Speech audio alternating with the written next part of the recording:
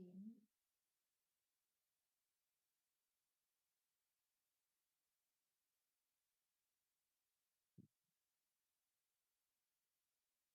Hi Sarah, hi John.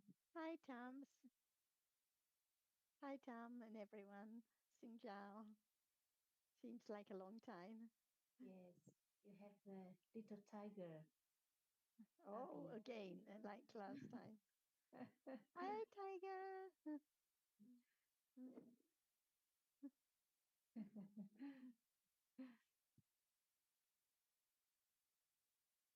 Let's see if Achan is there. Achan, are you there? ค่ะสวัสดีค่ะ everyone Tiger. And it's been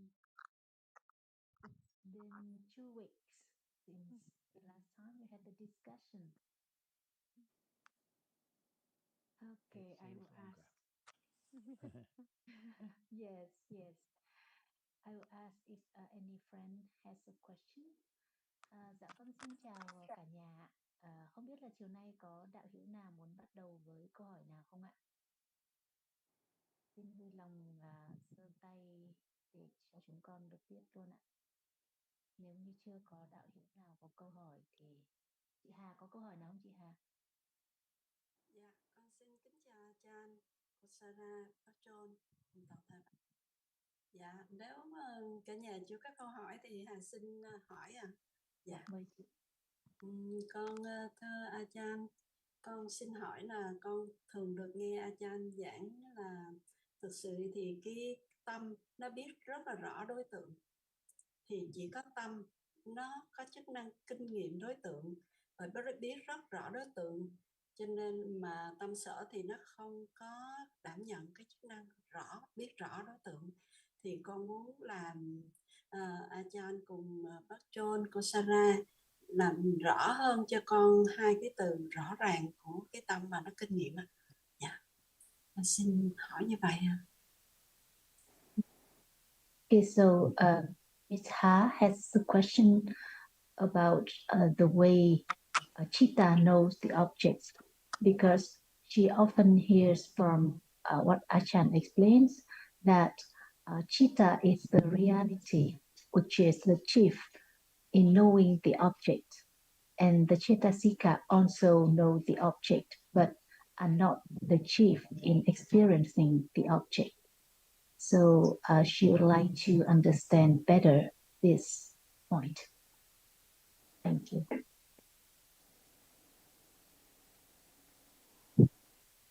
Actually, there was a question on DSG from Robert, which is a little bit similar. So the cheetah experiences the object exactly as it is.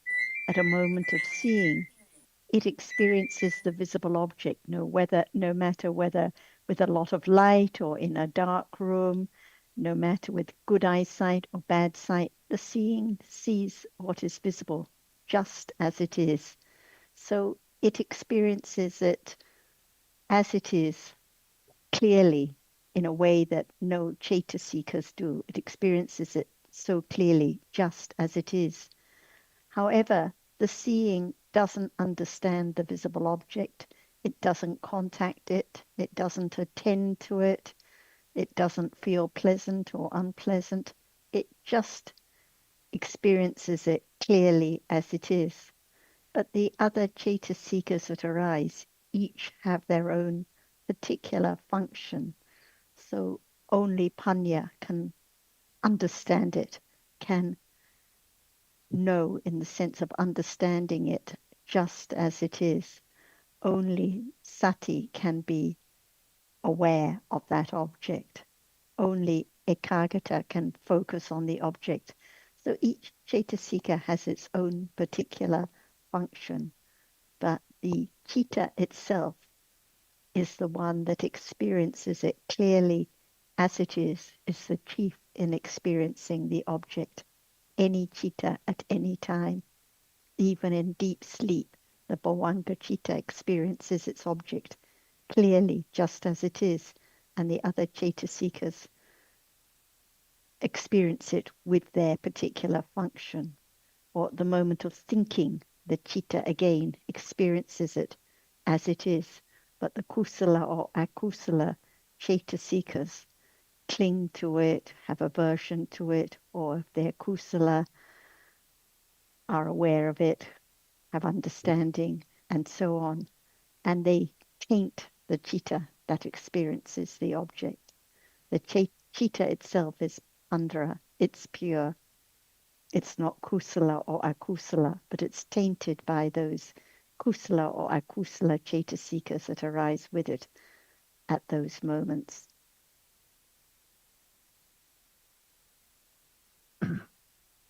I'll just add a brief word. When we talk about citta, we are usually referring to citta and cetasikas that arise together with the citta. For example, when we talk about the citta that sees, there is citta itself, and there are the cetasikas that accompany that citta. They all arise together, depend on each other, support each other, and they all experience the object. But do they experience it equally? Well, I'm not sure what the answer to that is, but the way it's explained is that citta, the citta part of citta cetasika, just experiences the object. That's its only function. Whereas the accompanying cetasikas each have a different function. For example, feeling feels the object, and ekagata focuses on the object. So that's the description of citta cetasika. As regards your question about what it means to say that citta, in what sense they all experience the object, it is said that citta is the chief in experiencing. I think that's all we need to know. We're not expected to see, directly know this difference between citta and cetasika. Certainly not at a beginning level. If it becomes apparent to understanding, it would be at quite an advanced level, I'm sure. But for our purposes, we just need to know that they all arise together and all experience the same object. Thank you.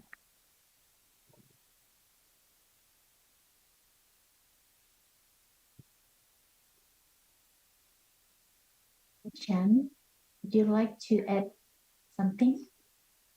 Yes, we are learning new subject.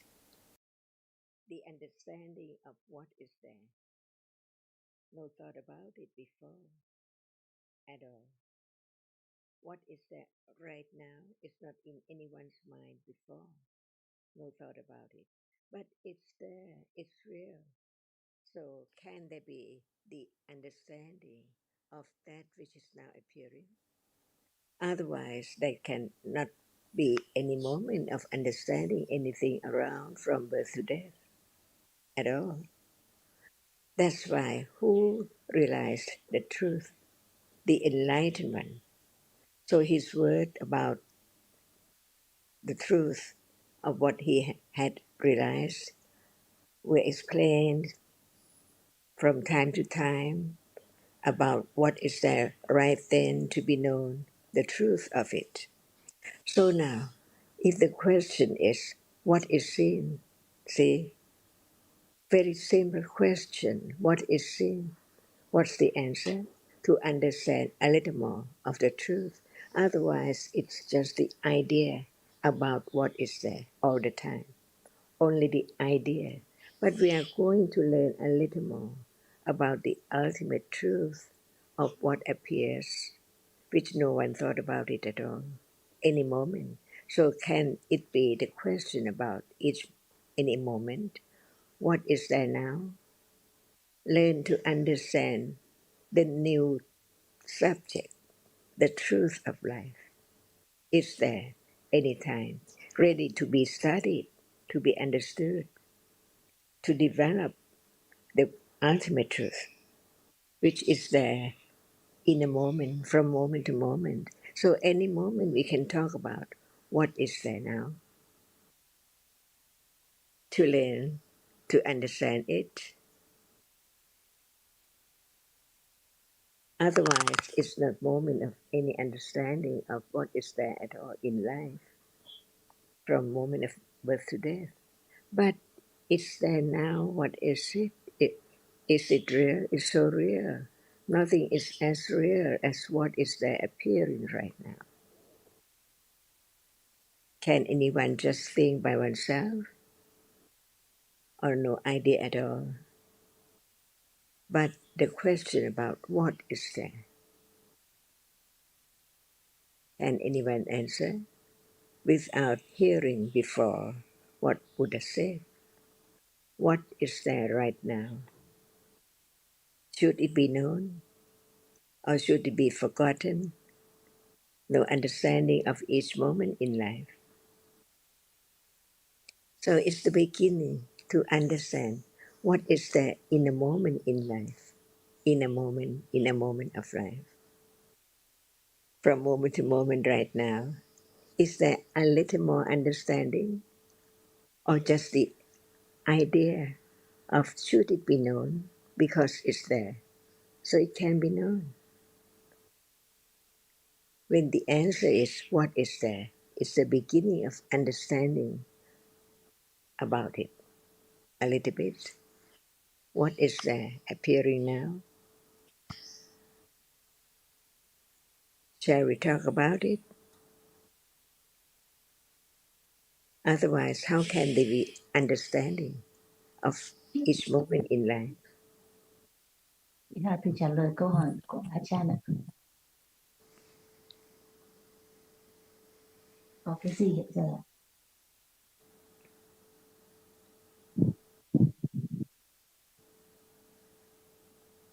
Chị Hà có nghe được không ạ? Dạ. Cái câu sau nhờ Thanh Tâm dịch lại cho chị thì chưa nghe rõ lắm. Achan đang hỏi là hiện giờ đang có gì ạ? Dạ, thưa Achan, hiện giờ đang có cái thấy và cái được thấy. Now there is seeing and what is seen, Achan. Is it known now as it is? Dạ thưa chưa ạ. Not yet, Achan. Why not? Dạ, mức trí hiện giờ chưa đủ ạ. Kapanya is not sufficient, Achan. No thought about it, right? At all, if it's not asked about. Dạ thì Would you like to know dạ about đúng như vậy seeing? ạ. Would you like That's to right. understand? Yeah. Would you like to understand seeing a little more?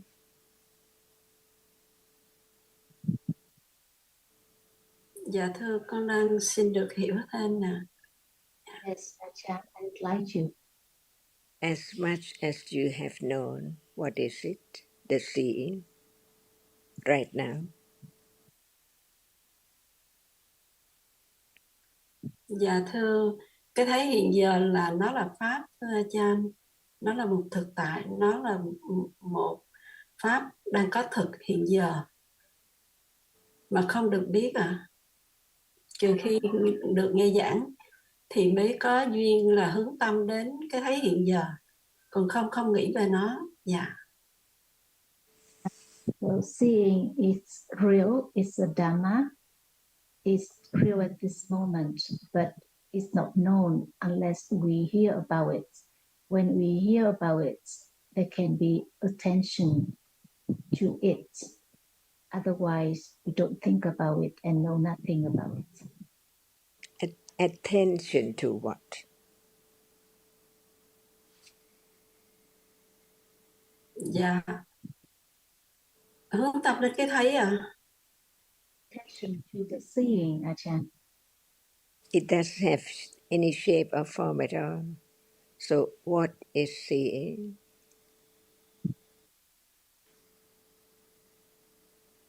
Dạ thưa Ajahn, cái thấy là một pháp thực, nó đang kinh nghiệm cái được thấy à.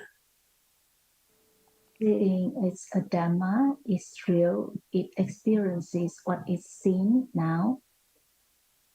It's the word about seeing, or now attending to the nature, the Dạ, characteristic of that which now sees.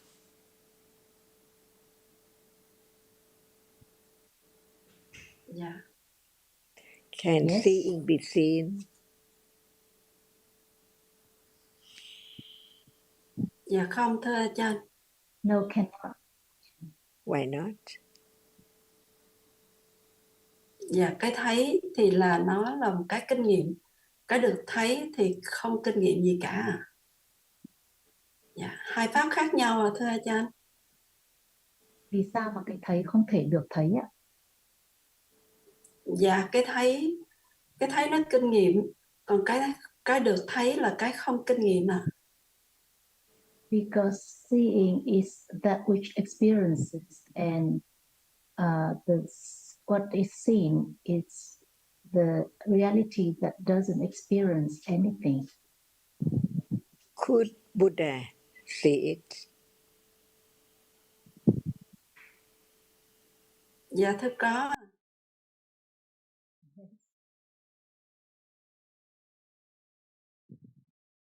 She said yes, Ajahn. Possible or impossible? Not just for all those who were not Buddha, only Buddha could see it. Is it right? Or nobody can change seeing from being seeing, only seeing. That's why no understanding of the nature of seeing. Even so, many moments heard about it, but it's not enough, not enough at all.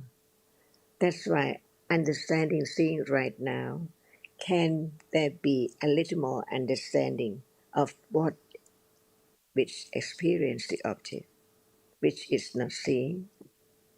That's why we learn to understand the very, very subtle, hidden from moment to moment. Nobody could understand it instantly because the world is covered by ignorance all the time, ignorance of seeing right now. So, besides, do you really think that Buddha could see the seeing? Do you believe that? Or it's just estimated? Dạ, It's, dạ they thưa could, Đức Phật thấy và Ngài hiểu được cái thấy à. Như again, như nói Câu là hỏi, chắc chị Hà chưa chị hiểu nhầm câu hỏi. Câu hỏi đặt ra là cái thấy có thể được thấy không ạ? Và Đức Phật thì có thấy được cái thấy không ạ? cái được thấy và Đức Phật cũng thấy giống như mọi người. Dạ, như cái Nhưng hiểu mà nhau. tức là chắc chị chưa hiểu câu hỏi của A Chan, tức là câu trả lời là khi câu hỏi đặt ra là cái thấy có thể được thấy không, thì chị trả lời là cái thấy không thể được thấy, đúng không ạ? Dạ, Thì Đức Phật, thì A Chan mới hỏi thế thì Đức Phật có thấy cái thấy không? Thì vừa nãy chị lại trả lời là có. Bây giờ chị có thực sự nghĩ, A Chan nói là chị có thực sự nghĩ là Đức Phật có thể thấy được cái thấy, hay là bây giờ chị có nghĩ suy nghĩ khác rồi ạ? dạ thưa để trả lời cái hiểu của Hà giờ sau cái câu hỏi của Ajahn là lúc nãy Ajahn hỏi Hà là cái thấy có phải là cái được thấy hay không, thì Hà trả lời nó là không. Dạ, như vậy thì Ajahn hỏi lại là Đức Phật có thấy cái được thấy hay không hay sao? Là cái thấy, Đức Phật có thấy cái được thấy không? Tức là cái thấy có thể được thấy bởi Đức Phật hay không? Dạ không. Không, đúng không ạ? I, Dạ, I think she misunderstood the question, Achan. dạ, Now her answer is that the seeing cannot be seen even by the Buddha. Why? Tại sao? Dạ, cái thấy nó thấy cái được thấy thôi à, còn nếu mà thấy Đức Phật thì là qua suy nghĩ rồi à. Không phải là thấy Đức Phật, tức là cái thấy có thể được thấy bởi Đức Phật hay không ạ? Tại sao ạ? Cái thấy có thấy bởi Đức Phật. Đức Phật có thấy được cái thấy không, mà nếu mà không, vừa nãy chị nói là không thể rồi đúng không ạ? Thì vì sao ạ? Hà chưa có hiểu được không biết sao tự nhiên nó chậm. Chưa nắm được cái ý cái câu hỏi là cô giáo có thể trình bày lại giùm Hà cái câu hỏi nha. Cái thấy có được thấy bởi Đức Phật không? Thì vừa rồi chị đã trả lời là không đúng không ạ? Dạ, Thì câu hỏi của A Chan là vì sao ạ? bởi vì là cái thấy thì nó thấy đối tượng của cái thấy thôi, cái được thấy thôi, chứ không phải là nó thấy Đức Phật. Không, em nói là cái thấy có được thấy hay không, mà nếu mà không được thì vì sao mà cái thấy không thể được thấy ạ?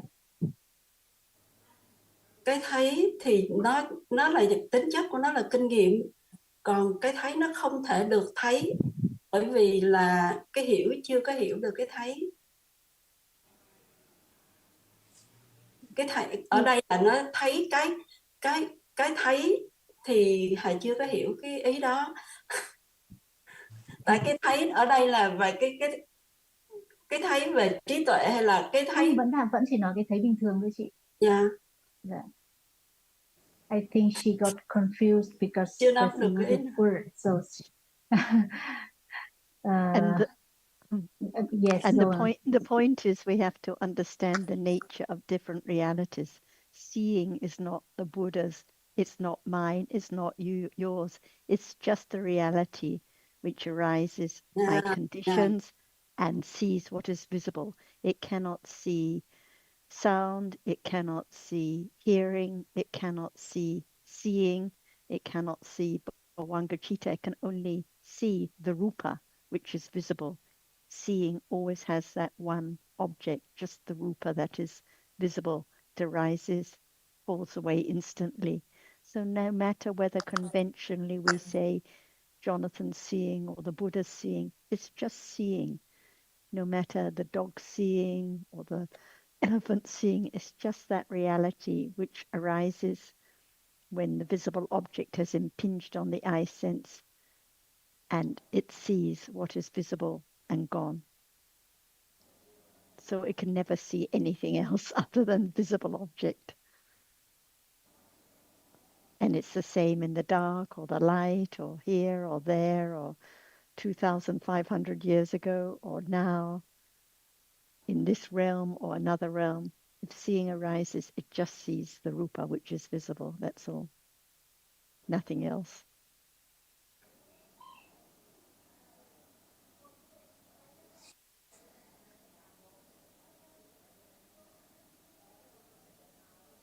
dạ, con rõ à. Dạ.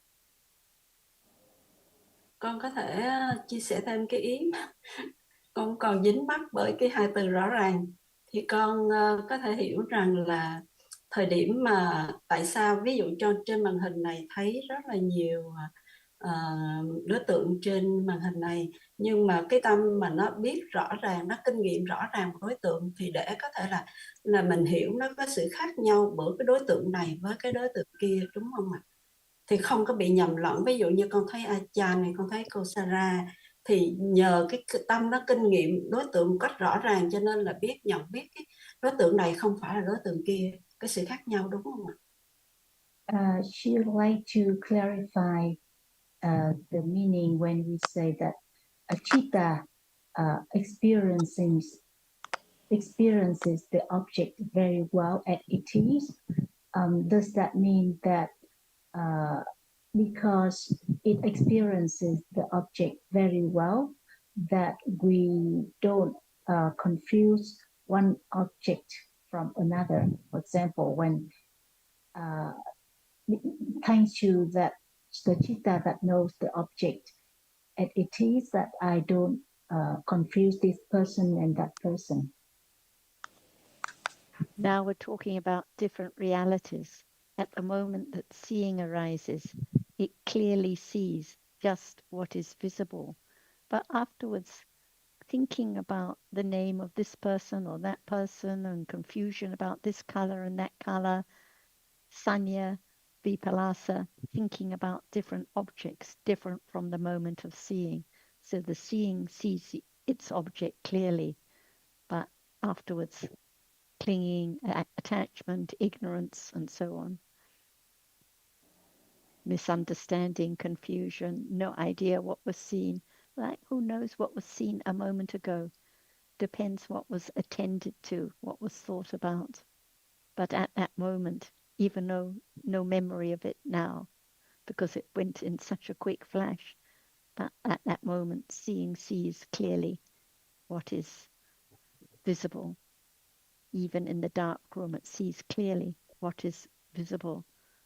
But afterwards, no idea whether it was this object or that object or what was seen. So countless moments of seeing arise and fall away and experience a visible object. So it's only the nimitta of what is visible that appears, because one visible object cannot be known, cannot be understood.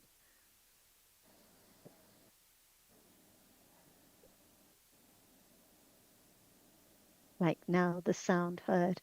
Hearing hears each sound clearly, just as it is. But who knows what was heard an instant ago or even now? And hearing cannot hear anything else. It cannot hear hearing. It cannot hear thinking. It cannot hear visible object. It can only hear sound, just as it is.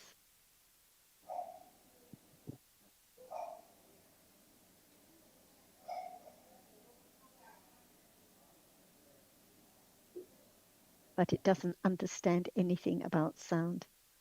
The hearing doesn't understand. The seeing doesn't understand. It just experiences that object clearly, but no knowing anything about it.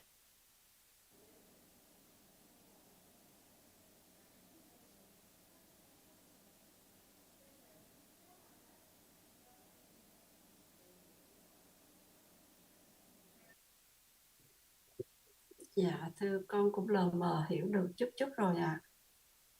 Dạ. They vaguely understand.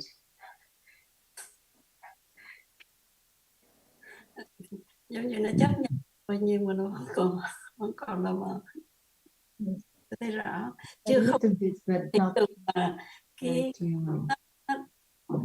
là thực sự là nó kinh nghiệm cái thời điểm nó không có hiểu gì hết, tại nó đâu có chức năng hiểu, nó chỉ là dẫn đầu trong cái việc kinh nghiệm thôi. Nhưng tại sao nó là nó kinh nghiệm cái đối tượng đó một cách rõ ràng á, mà hai từ rõ ràng này không làm cho Hà chưa làm cho Hà sáng tỏ được. Hà biết là chắc chắn là lúc mà nó kinh nghiệm cái đối tượng đó rồi nhiều cái pháp khác nó sẽ có nhiều cái chức năng khác, cái đặc tính khác, chẳng hạn như rồi qua cái tướng đó thì mới nhận dạng nhiều ra cái nimitta đó, rồi mới ra một cái hình dạng một cái ai đó, thì là chức năng của những cái pháp khác chứ không phải là cái thấy. Nhưng mà còn cái thấy á, ví dụ cái kinh nghiệm mà nó thấy rõ ràng, không biết nó rõ ràng như thế nào thôi á. Dạ. She can get the point about when we recognize this person and the other person is the functions of many other dhammas, but about the chitta experiences the object clearly. That point is difficult for her because it doesn't understand. So when we say that it experiences clearly, so what does clearly means? It means just as it is. So the visible object that's seen is just the visible object that is seen at that moment, that is seen, not any other visible object, not the visible object that was seen a moment ago. So the one that is seen now is seen just the way it is. The sound that is heard now is heard just as it is. No understanding of it, no awareness of it, but it's heard just as it is. And like you say, immediately afterwards, there's clinging, there's ignorance, there's doubt, there's thinking about it. But at the moment of hearing, The sound is heard just as it is, no matter loud or faint or high-pitched or low-pitched or in a masculine voice or feminine voice, just as it is. So I suggest that we ask about the difference when we say the object appears clearly and when we say the chitta experiences the object clearly. It's the same. So at the moment of seeing, if there was no seeing, the object wouldn't appear at all. So it's only at the moment of seeing that it's seen. So at that moment, it is seen just as it is. It's experienced just as it is. That's what is meant by clearly. Because usually when we talk about vipassana jnana, for example, at that level, understanding the object appears clearly to understanding. Right. So then we're talking about the object of understanding, the clearly, asana, seen clearly. It means understood clearly at that moment. At the moment of seeing, no panya, no vipassana. It's the seeing which just experiences the object clearly, but no understanding at all. No understanding of the true nature of the object.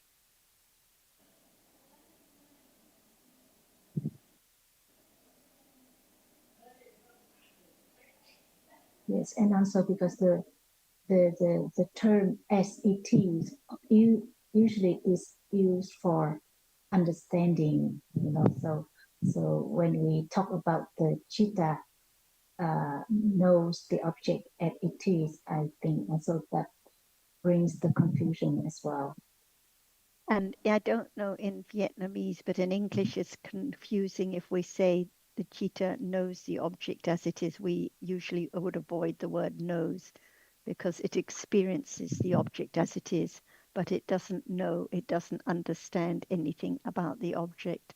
So usually we will just use knows for understanding. So the seeing sees the object, it experiences its object clearly as it is, but it doesn't understand, doesn't know anything about the visible object. But it's as it is, that's what is meant by clearly.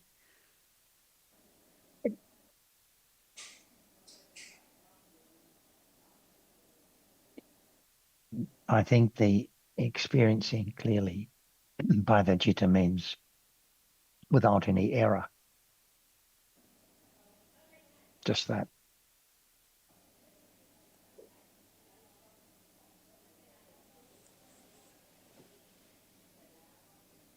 I think in the text we also come across the word the chitta partakes the object. In the example of like the comparison of the chitta to the king. So the king partakes the object and the chitta also partakes the object. Does it have the same connotation or it is different? So where is this from? I'm not familiar with it. I think I read it in a quotation in a quote in the survey Paramatta Dhamma. Yeah, I I see. think it's a rather old-fashioned translation. I wouldn't use partakes. It sounds a bit like partaking of a meal or something like that. And so I think just the cheetah experiences the object and the other cetas experience the same object, but the cheetah is the chief which experiences it almost or clearly as it is.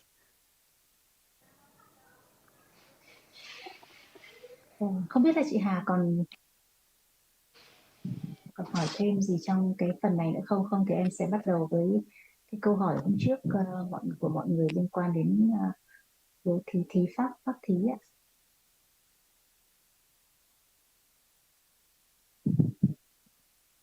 Chị Hà có câu hỏi gì thêm không ạ? Dạ, rõ hơn rồi ạ. Dạ. Thì khi mà cô Sarah dùng khi mà trình bày ra là nó như nó là mà không nói về tính chất hiểu biết á, thì Hà thấy mường tượng ra Hà có thể thấy nó hơn hơi một chút và chấp nhận hơn. Dạ. Này Hà con kính xin dân More understanding with your elaborations of this topic. Thank you. So we always have to know about what the context is like when we're talking about each chitta experiencing the object clearly. It's not referring to vipassana or when it's said that understanding understands clearly. So we always have to consider what the context is when the words are used. Hòa vừa bật camera không? Có phải là cô Hòa có định đặt câu hỏi không ạ?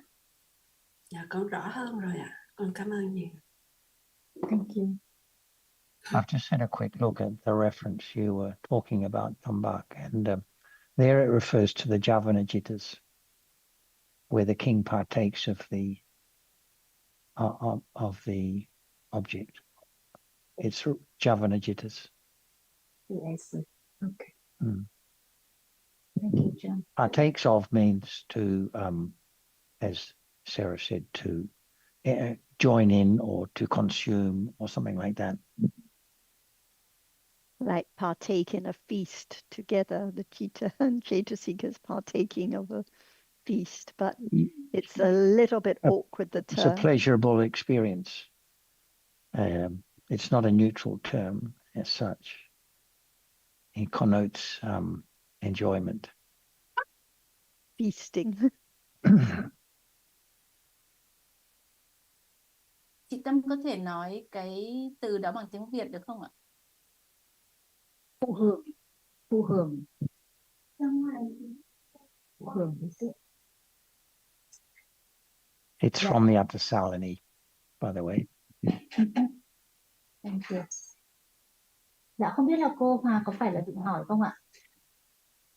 Còn không thì con hỏi câu hỏi của hôm trước ạ, mọi người đang. Yes, I recognize it from the Atasalini. I don't think it's used elsewhere in other translations or any more recent translations. It's a very old translation.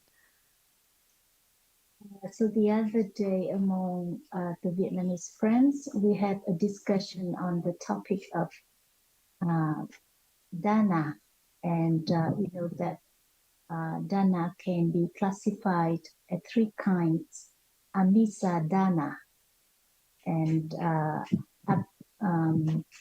abaya dana, and dhamma dana.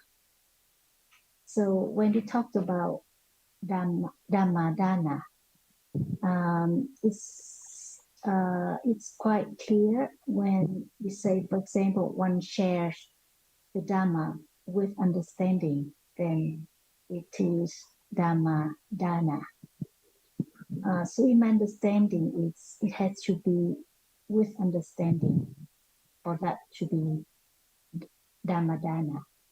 But when one, for example, donates for the publication of books, does it amount to Dhamma Dana?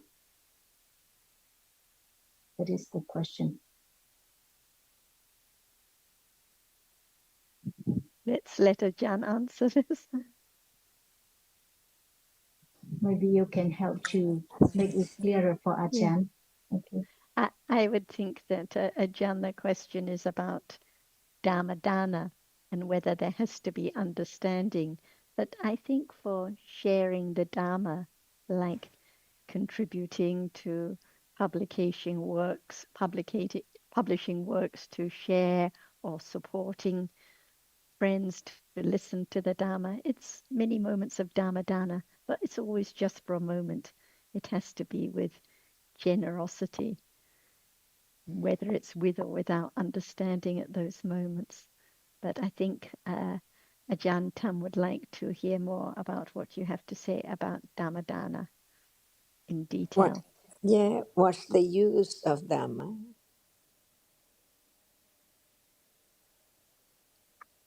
Ajahn. What is the use of Dhamma? Is it It is, useful or it is what? for understanding That's it. the truth of life. Yes. That's it.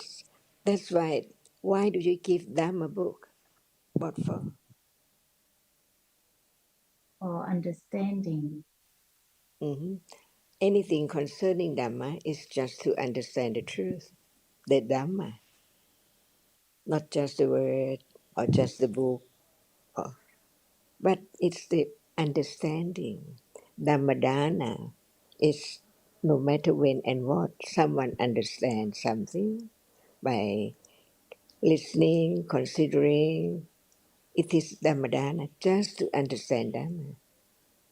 Otherwise, what's the use? It's there, no one read it, that book at all, no understanding. So Dhammadana, you can give anything for the sake of the others, for the benefit of the others, but for the understanding as a great benefit of understanding the truth is Dhammadana. Otherwise, if Buddha didn't say anything at all, it's the dana for those who came to see him. No, cannot. That's why each word is Dhamma, to be understood, to realize the truth. It's not just something, but it's the reality, the understanding. That's why there are so many, many realities, and not anything can be known at all without hearing about it. For example, seeing. Who can think about it?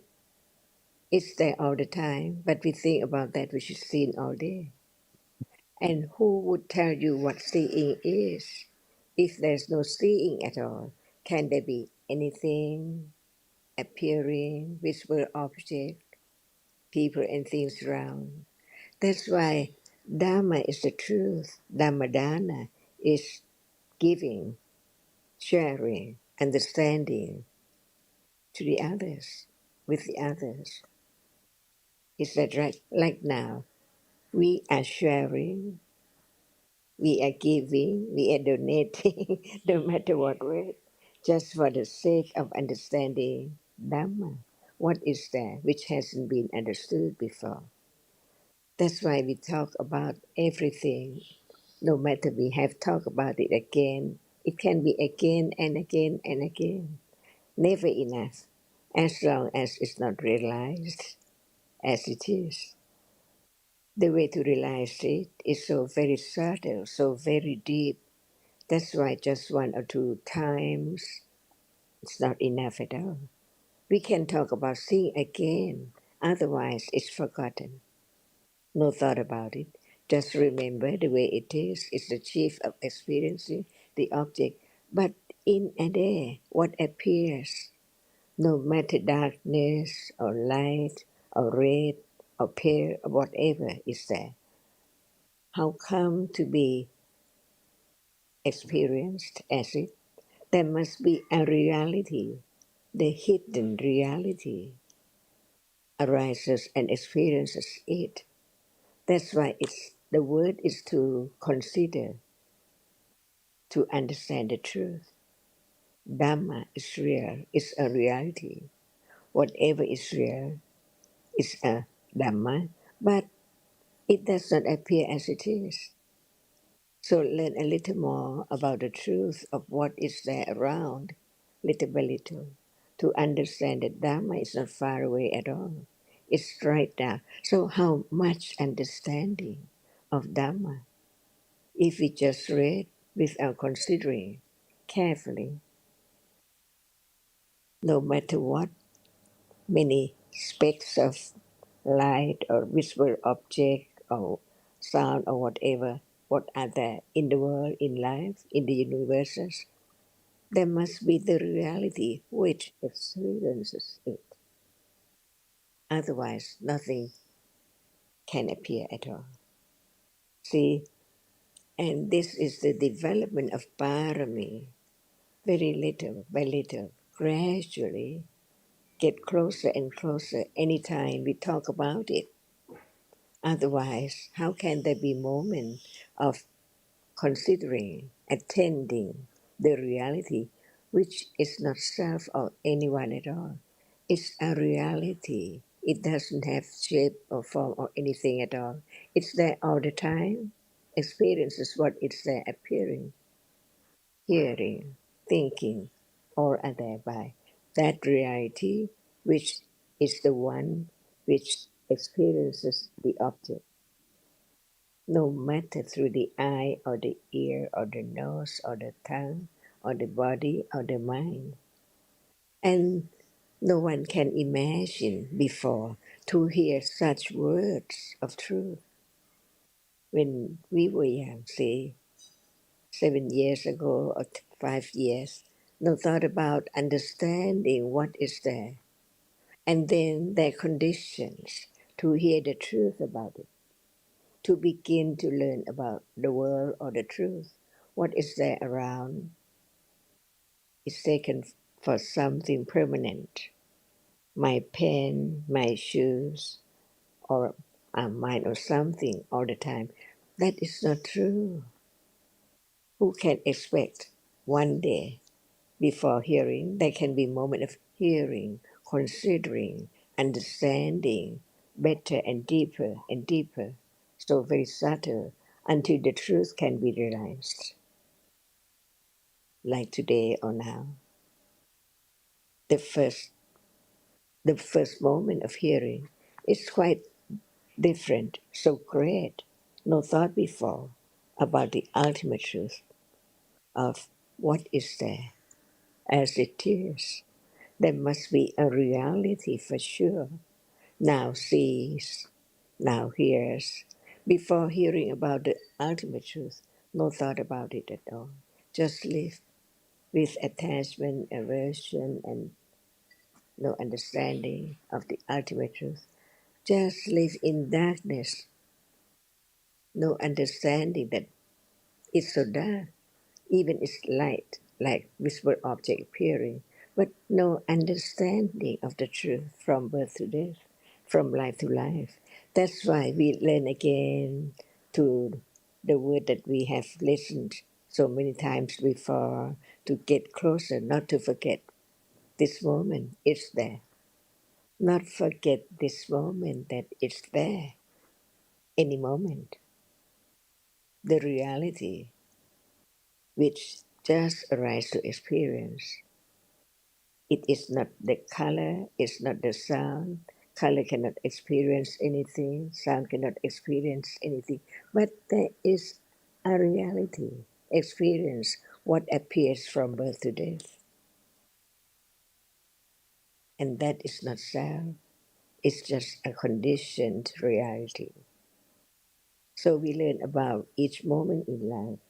They are Dhamma, conditioned Dhamma, not known. But now we begin to learn to know it little by little from the word of the truth that is so very deep.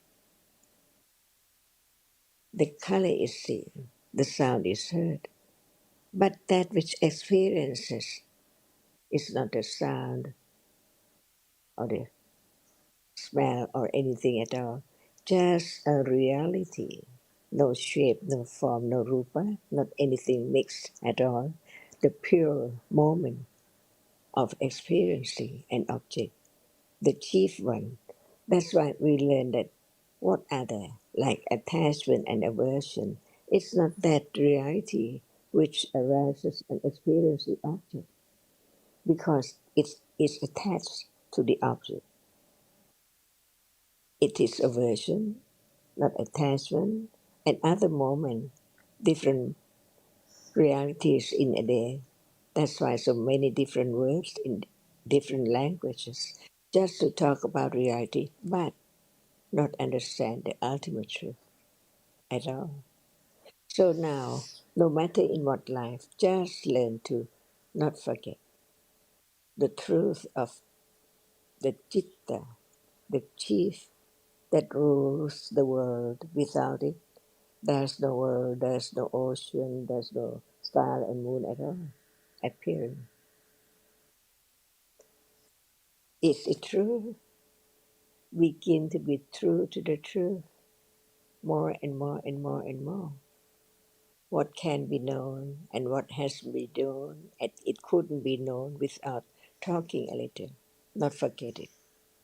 Like now, it's time to think about Chitta, the chief of experiencing an object.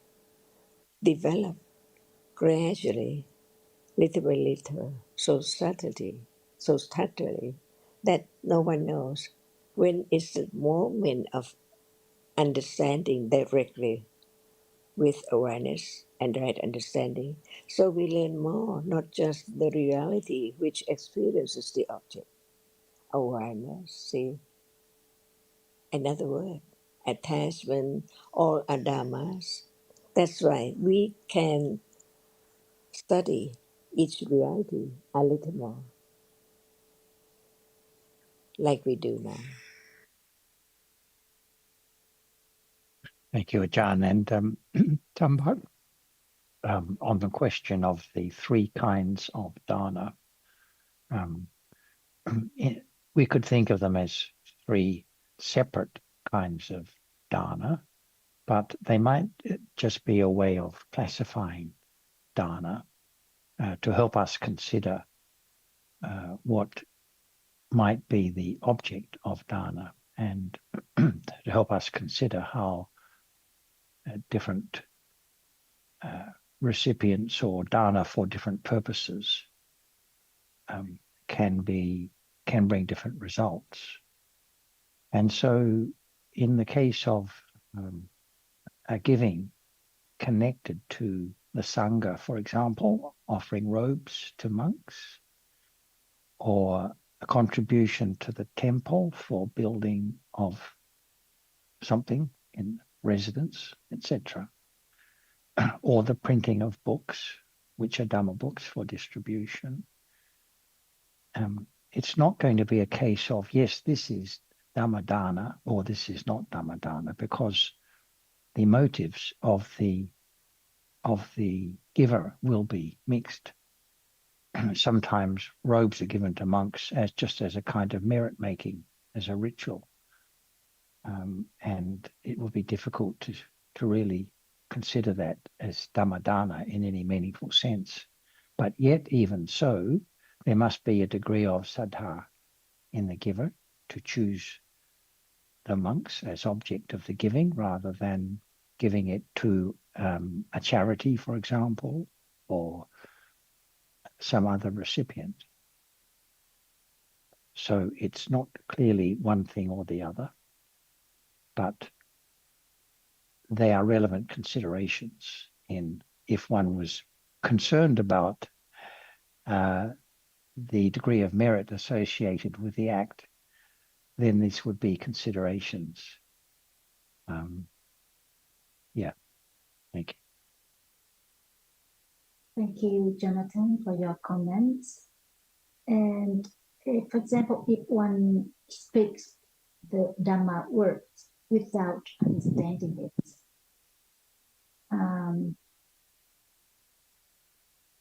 then there's no kusala there. So can there be? Can it be any form of dana there? I suppose it depends on the intention. There's a difference between with understanding and for understanding, even if there is speaking with kindness and generosity, even if it's not with understanding, but it's for understanding, offering to the others for understanding, then it can be Dhammadana. And I get back to my original point. I don't think it's meant to be setting up strict classifications within which an act of dana must fall one or the other.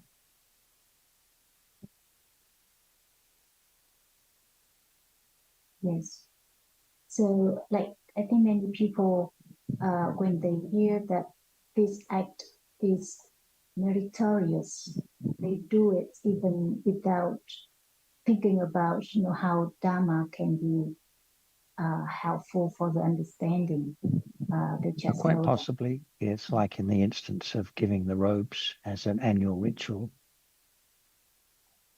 anything like that. And about, the text, it also mentions about the giving of sound, because in the life of the Bodhisattva, for example, in many lives, he has donated sound, so that contributes later on for his voice, just as a Brahma in his last life. So it mentions about the giving of sound, and it mentions that giving things like drum and so on. And it also mentions about saying words of Anumodana can be considered the giving sound. So our friends also wonder, when one sings, one do the singing for someone, then could it be considered the giving of sound? Well, I have to confess I'm not familiar with the giving of sound, but is it in relation to the perfection of giving that this is mentioned? Yes. I see. The book on the perfection. Yeah, so giving anything, yeah. It can be It giving does of make the it doesn't make it Dhammadana, does it? no. There can be giving of singing, but it may not be Dhammadana if it's not for understanding. Just like any other giving, any other offering. But if it's only when it's for understanding, is it Dhammadana, even if there's not understanding at those moments of giving. Like now, giving for understanding, moments with understanding, moments without understanding. And there are those who believe that the beating of a drum can have some effect in terms of the development of understanding. Definitely wrong view involved in that. Yeah, So, I think the text mentions about, like giving the drums. So in the temples, when they need to gather, the monks, when they need the drum. So, that kind of things they consider to be giving up sound. well, I was thinking more of beating of a drum as in reciting a mantra, that kind of thing. But in the situation you suggest, where it's part of the organization of a community of monks, then I suppose volunteering to beat the drum can be considered a kind of giving, just like it could be volunteering to light the candles or to sweep the floor or clean the toilets. It all depends on the intention of the person and the understanding of the person too. Yes, and there is another point in the book on the perfections. It also mentions the term Dhamma Maya Panya. Mm-hmm. It's a difference from the Dhamma Dana, right? Because as you make it clear, the Dhamma Dana is Dana for understanding, but in talking about Dhamma Maya Dana Panya, so it clearly refers to Panya based on Which is it? You said Dhamma, Maya, Dana, Panya. no, uh, um, Dhamma Maya, no, Dana Maya Panya. Dana, Maya, Panya. Oh, now we got it right. The Panya that is based on Dana. Yes. Yeah. So in that case, it clearly has to be Panya. Yes. Okay. I don't know whether Achan has any comments on all these points. Achan? Whatever concerns the development of right understanding is included. The condition to be able to understand the truth by way of books or whatever, drums, just come to hear, to consider the truth and so on. It's not just sit somewhere, but do something, going there to listen and so on, helping the other to go with you and whatever concerning the development of right understanding.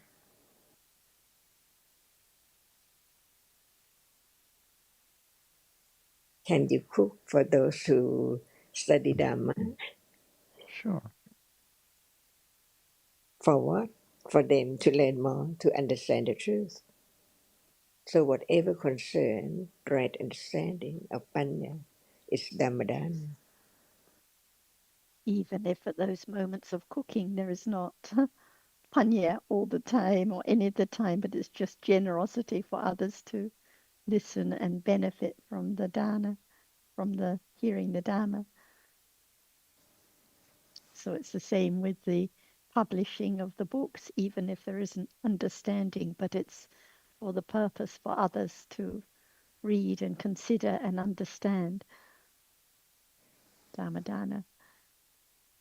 So where it's volunteering to support the community in which one lives and which is dedicated to developing understanding, then clearly, you know, whether it's, as I say, sweeping the yard or cleaning the toilets or whatever, it's a kind of dana, and it is done with understand. It is done with right, for the right reason, also put it that way, and done to support the development of understanding within the community. Whether we should put the label of Dhammadana on it or not is beside the point.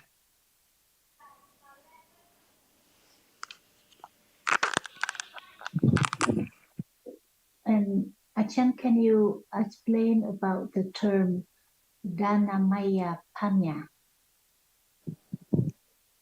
What does it mean literally? Panya based on Dana, Achan. Without Dana, the Dhammadana from the Buddha, can anyone understand the truth? Of course cannot, Achan. Giving anything but not any understanding of the truth is the Dhanamaya Panya. No understanding, then it cannot So, Dhanamaya Panya. There has to be understanding for it to be Panya. so what condition Panya to arise is that?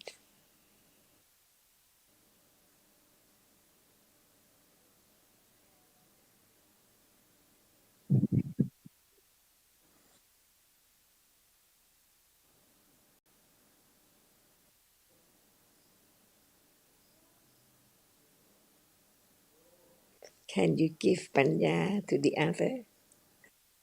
No, cannot. So what can there be condition for Panya Hearing the alone? Dhamma, there has to be the hearing of the Dhamma. So The Panya which is accomplished by the Dana Maya. Without hearing the word of Dhamma, there can never be Panya. So the Panya accomplished by hearing the truth, Dana, from the one who understands the truth, the Buddha and his Savaka.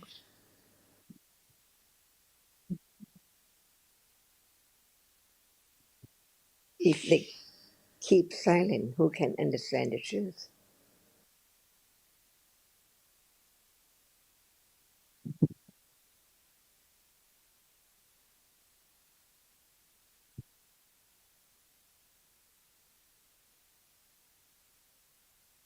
So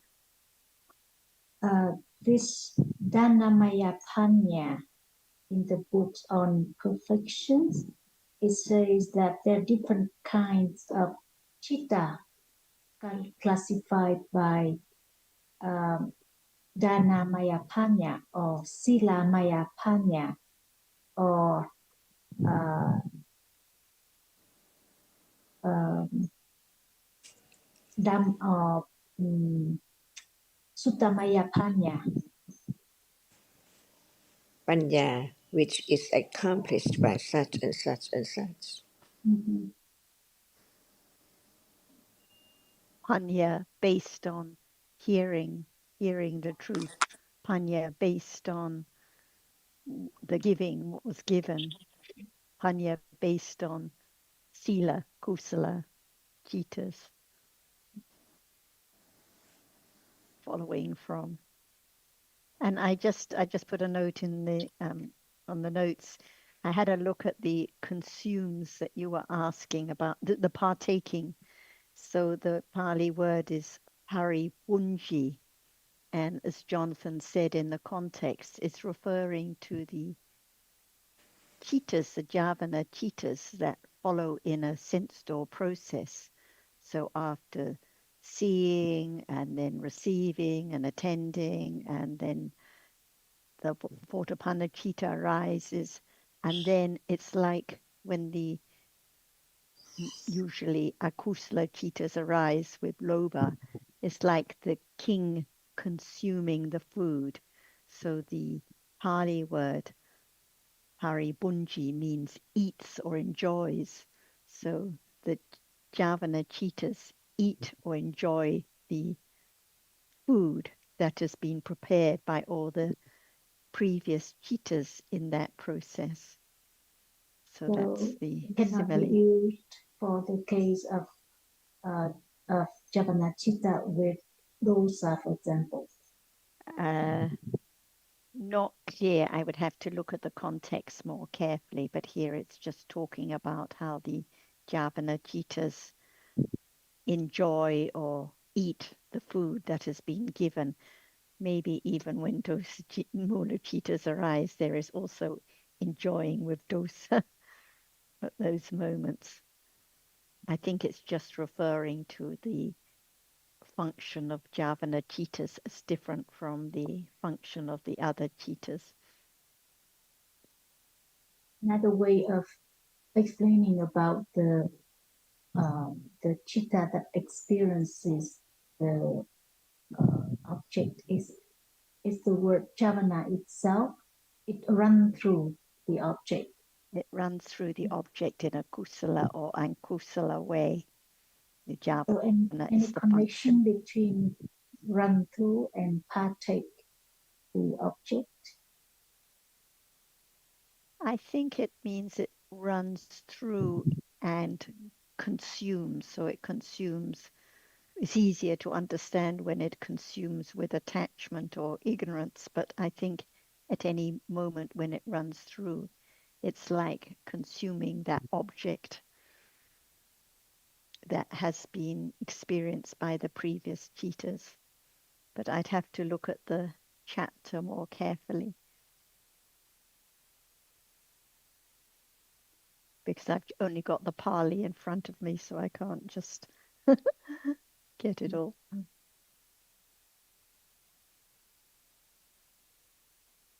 And anyway, it's just a simile It's just a to simile, help yes. understand. It's just giving the simile of how it's like there's the doorkeeper and the different servants who pass some food along, and then the king consumes it at those moments of kusala or akusala, just to show the different role, the different function of the different cheetahs in the process. The seeing just sees it, but it doesn't partake. It doesn't consume it in a kusala or akusala way.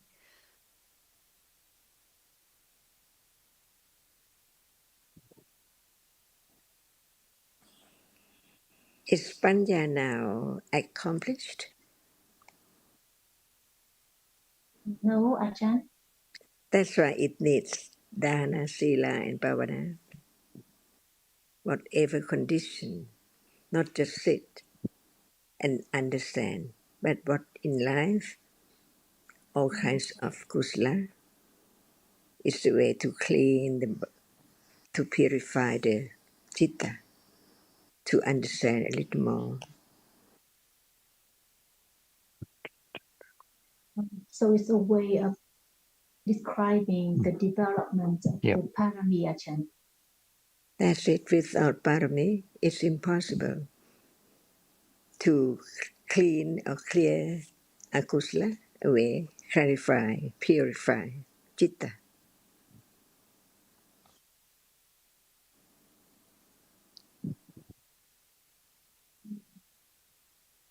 Okay, got it. Thank you. That's why punya kriya watu, dana, sila, and bhavana.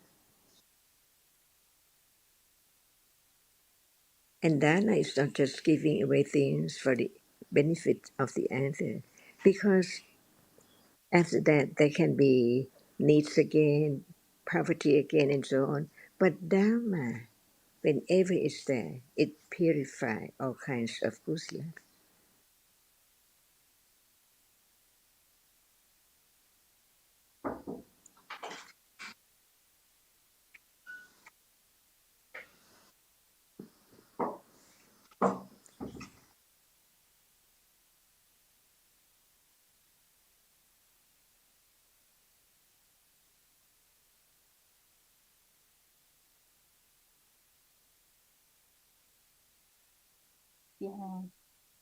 Hà có câu hỏi chị Tâm. Dạ, thì con xin trở lại cái ý lúc nãy con có nghe Bác John chia sẻ, nhưng con không biết rõ là mình hiểu đúng chưa. Con xin hỏi cái ý là cũng quay lại cái pháp thí. Dạ, nếu như cái người mà học pháp thực tại và cũng cùng nghe Ajahn giảng và có những cái ngôn từ rất là đúng, khi rồi có sự tác ý là muốn chia sẻ pháp với một người khác, những người khác để họ có cái hiểu hơn, nhưng mà bản thân của cái người mà chia sẻ pháp đó, người đó chưa có cái hiểu đúng đắn chín chắn, và có thể ngộ nhận là mình đã hiểu rồi, và chia sẻ như vậy thì có hoàn thành được cái pháp thí không ạ? Dạ, con xin hỏi ạ. So Ms. Ha would like to make sure that she understood Srinatan's explanation earlier correctly.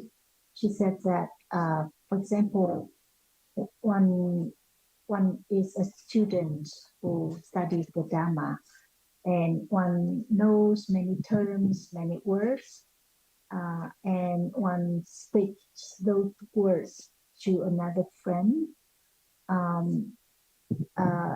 But one doesn't really understand those words. Or one might think that one understands, but one doesn't really understand. So in that case, but one has the intention to share the Dhamma for the benefit of understanding. So in that case, it's still Dhamma Dana. We read in, I remember reading in one of the suttas that one teacher, was it Chita? I can't remember, but he didn't understand, but he shared the Dharma with many bhikkhus, and they became enlightened. Great Dhammadana. So even though his understanding, he didn't understand the truth that he was teaching, but he shared what he'd heard, and they became enlightened. So I think it's great Dhammadana, but greater still if it's with understanding, of course. I mean, you have to ask, why did he want to share that particular aspect of the teaching with someone else?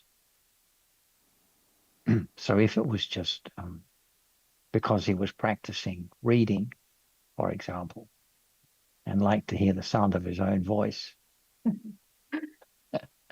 But the implication in the sutta is just Yes. like Tom said, it is the intention to share the Dhamma, which he has confidence is of value, even though it's not. Oh yeah. Sorry, understood. I was raising that question in relation to Miss Ha's example, not in relation to the example from the text that you mentioned. So this is all one can say is it depends on the the level of kusala involved and the intention. So you again trying to classify a situation as being either some kind of kusala or not is impossible, because it all depends on the mental states of the individuals involved. And until we understand that, then we're going to be forever wondering about this situation, that situation, forgetting that what is relevant is in terms of this particular aspect is the the mental state. But then again, for the development of understanding and insight, one is not choosing just specifically to develop more kusala, because it's all about understanding the true nature of present moment reality, taking the present moment reality as it is, not thinking that it should be more kusala or this kind of kusala, or not seeing it as a way of developing more kusala or gaining more merit, or or having a mental state that can fall into one classification or another. So although it's interesting to consider and discuss these different levels of detail, they are not there to be minutely picked apart, because things don't fall neatly into one box or the other. And that's because one can never know the mental state of the individual.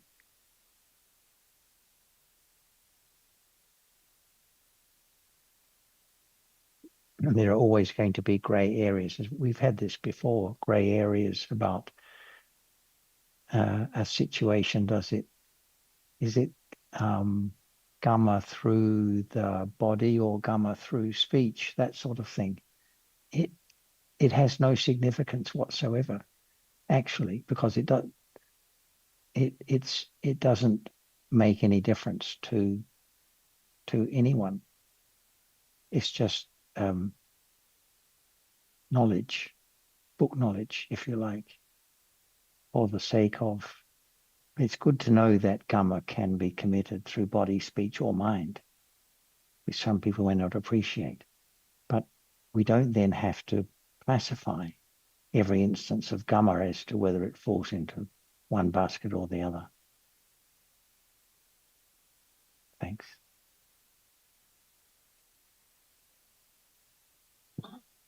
Thank you, John.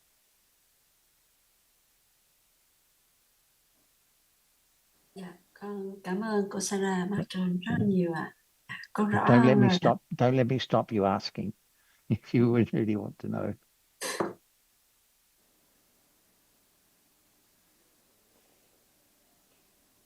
I agree. If there's trying to classify at this moment and this moment, Dạ, whether it's con Dhamma hết Dhamma, câu whether hỏi it's rồi ạ. there's Con cảm ơn understanding it, question.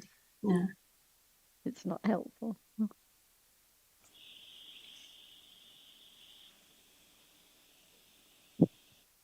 Cô Hòa có định hỏi gì không cô Hòa?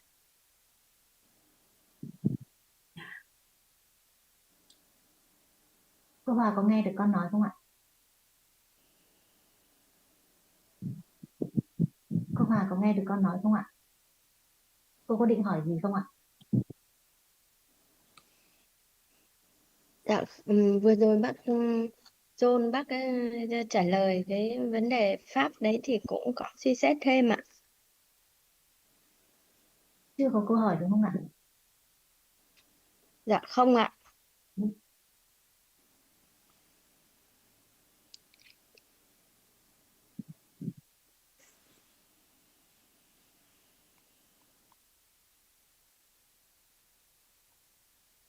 Thì thưa bác John là vừa rồi bác có giải thích về việc bố thí pháp á, thì theo cái quan kiến thông thường thì cứ vướng mắc vào các tình huống câu chuyện, thành ra là không rõ ràng từng đặc tính ở nơi tâm.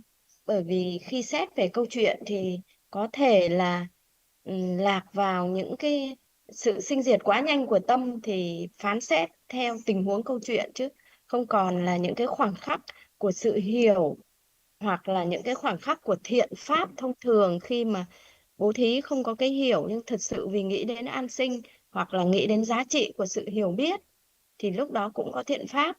Nhưng mà tính về câu chuyện thì sẽ cứ lạc vào trong một cái định nghĩa về một tình huống thôi ạ. Thì đã cũng có hiểu rõ thêm một chút, suy xét thêm một chút về điểm này ạ. Cảm ơn bác ạ. The sister Hoa just like to say that usually we are trapped in the stories and we think about the situation. This situation is Dana or not Dana, and we confuse many things when we think in terms of the stories.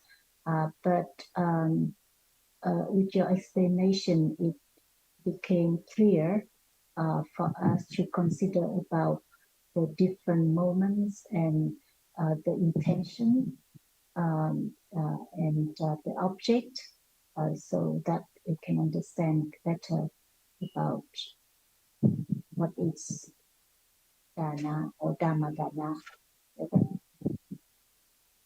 Yes, we may forget at times, but this kind of interest in knowing more about the detail can actually take us away from the understanding of the present moment reality if we're not careful. We too attach to acquiring more information about the smaller details, which are not necessary for understanding more about the present moment reality. So thank you for those words. Appreciate your understanding. Yes, I think Sister Tan put it neatly when she said that so easily we're trapped in a story, a situation. Is it this or is it that? Instead of just understanding what appears now, the doubt, the thinking, the confusion, the wishing. So it's so subtle, the Dhamma, moments of understanding, moments of clinging. Only Panya can know what appears now.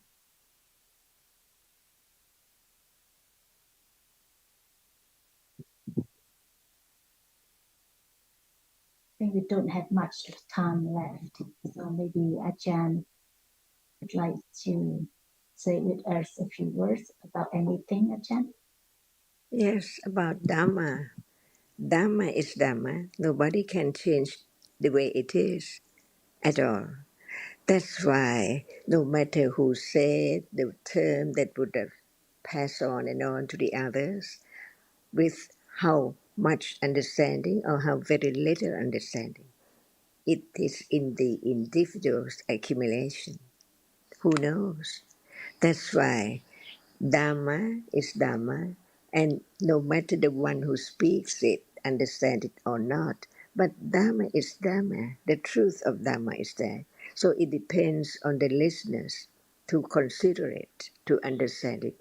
Maybe much more than the speaker, who knows? Because Dhamma does not belong to anyone. Dhamma is Dhamma. It's so real, it's so true as it is. That's why the way Dhamma is learned is to consider the truth of Dhamma anytime by conditions. That's why now we learn about the conditions for study Dhamma or attending to the characteristic of a Dhamma right now by conditions, always by conditions. So now be true to the truth. What are they now? Are they known as they are or not yet? But listen a little more. to be conditioned for the moment when there is understanding of whatever which hasn't been attended or understood before. Anytime right now, the way Dhamma is, be true to Dhamma as Dhamma, no one there at all. All depends by conditions. And is that true again? So true, be true to the truth. Satya Bharami, so very important. And Panya Bharami is there. Without Panya, there can never be the understanding of Satya right now, as Dhamma as it is. So we can talk about it, consider it again and again and again, even seeing right now, whether there is moment of attending to the nature, the characteristic of that which sees now. It's time, only time to understand seeing. When seeing is conditioned, it has reason right now to be known. Only that.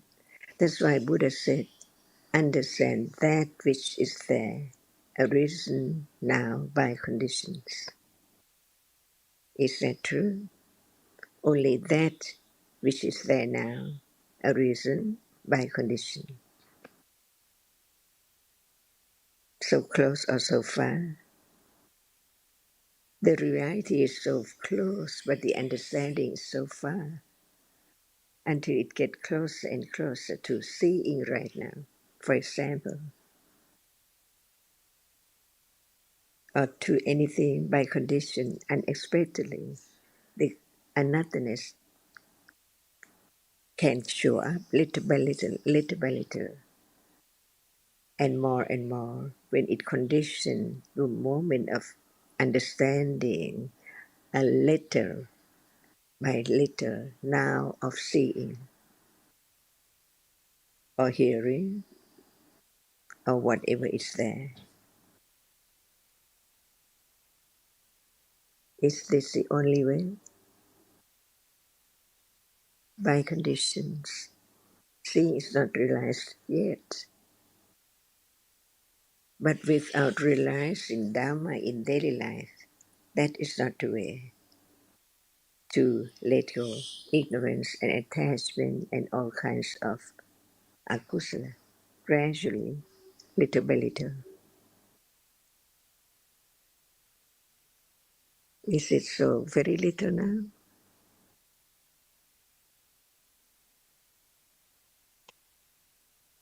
Not so much yet, but sure. And this is the way to develop for right understanding of parami to develop little by little. A little more confidence of Ariya Satya. Yes. Anytime a little more understanding, then a little more confidence, Ajahn. Parami with viriya and patience. Just a little more, so subtle, unknown, how much from moment to moment develops, really unknown, until conditions is there, right then it pops up to be known.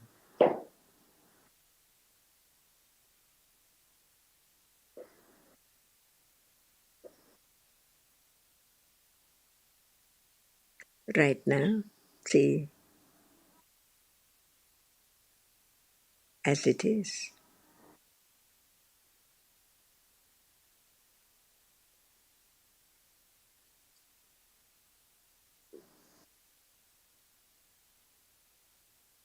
And what about seeing? Giờ thì chưa.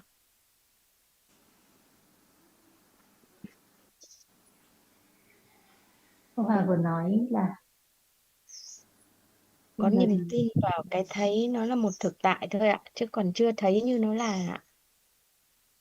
that right now there's the confidence that seeing is the Dhamma, but there's not yet understanding as it is. That's why we talk about it again and again, depending on time and conditions and situation.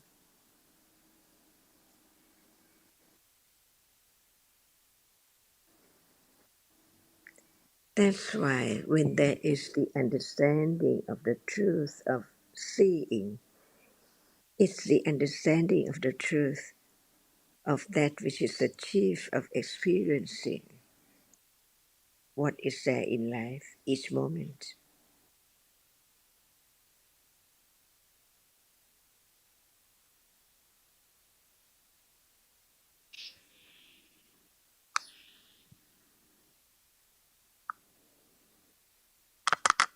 And Thank you it's very time that much, Ajahn. ค่ะสวัสดี Okay, ค่ะ yeah, thank you.